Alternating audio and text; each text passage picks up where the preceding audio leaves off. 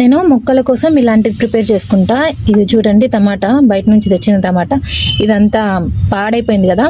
So ఈ విత్తనాలు లేకపోతే ఇలా చేసి నేను జస్ట్ ఏదైనా ఒక చెట్టు మొదల్లో వేసేస్తా. దాని నుంచి మనకు కొన్ని మొలకలు అనేటివి వస్తాయి అన్నమాట.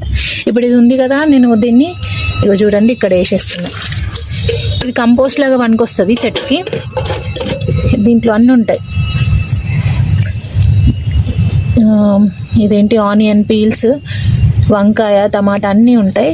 ఇలా వేసేసి కొంచెం పైనుంచి మట్టి జల్లేస్తా అంతే.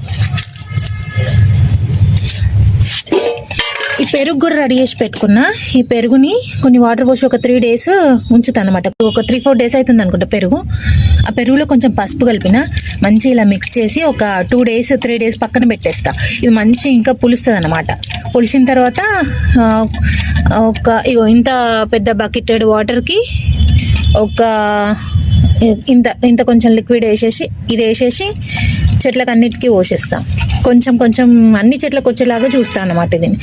అయితే ఇది పక్కకి పెట్టేస్తున్నా. ఇది పెరుగు, పసుపు. పుల్లటి పెరుగు ఉంటే ఇంకా మంచిగా అవుతాయి మొక్కలు. చిగురు బాగా ఇస్తుంది అనమాట. మనకు కాయలు వచ్చే టైంకి, అంటే పూత వచ్చే టైంకి మనం బనానా ఫర్టిలైజర్ ఇవ్వాలి. అప్పుడు క్రాప్ అనేది ఎక్కువ వస్తుంది. మంచి కాయలు, పండ్లు మంచిగా వస్తాయి. ఇది ఒక 2 days అయిన తర్వాత నేను చెట్లకి వేస్తాను.